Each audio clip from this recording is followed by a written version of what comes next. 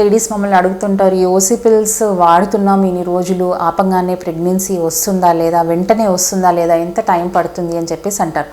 So యాక్చువల్గా ఏంటంటే మనకి ఇక్కడ ఓసీ పిల్స్ వాడినప్పుడు అవి ఏంటంటే ప్రెగ్నెన్సీ రాకుండా ఉండడానికి ఓవ్యులేషన్ అనేది ఇన్హిబిట్ చేయడం అనేది జరుగుతుంది. అంటే ఒక ప్రెగ్నెన్సీ సక్సెస్ఫుల్గా రావాలి అంటే ఎగ్, మనకు ఓవరీలో ఎగ్ అనేది రిలీజ్ అవ్వాలి, దాన్ని మనం ఓవ్యులేషన్ అంటాం. ఈ ఓవ్యులేషన్ ప్రాసెస్ని ఈ ఓసీ పిల్స్ అనేది తీసుకోవడం వల్ల ఇన్హిబిషన్ అంటే స్టాప్ చేస్తుంది.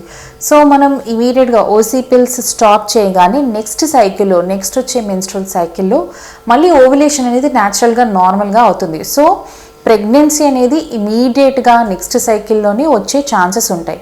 సో చాలామందికి ఈ రెగ్యులర్ పీరియడ్స్ సమస్యలతో బాధపడుతున్న వాళ్ళకు చాలా వరకు యానోవ్యులేషన్ అంటే ఓవ్యులేషన్ రాకపోవడం అనేది సమస్యగా ఉంటుంది. సో ఈ పీరియడ్స్ రెగ్యులరైజేషన్ కోసం మెడిసిన్స్ ఓసీ పిల్స్ తీసుకున్నప్పుడు ఇమీడియట్గా నెక్స్ట్ సైకిల్లో పీరియడ్ న్యాచురల్గా రావడం అనేది జరుగుతుంది. అండ్ ఓవ్యులేషన్ వెంటనే నెక్స్ట్ సైకిల్ ఏం ఇన్హిబిషన్ ఉండదు కాబట్టి ప్లాన్ అనేది చేసుకోవచ్చు.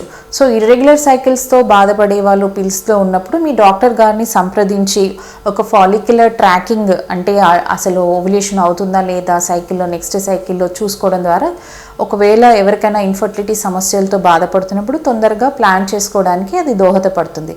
సో ఓసీ పిల్స్ స్టాప్ చేయగానే వెంటనే ప్రెగ్నెన్సీ రావడం అనే ఛాన్సెస్ చాలా ఎక్కువగా ఉన్నాయి.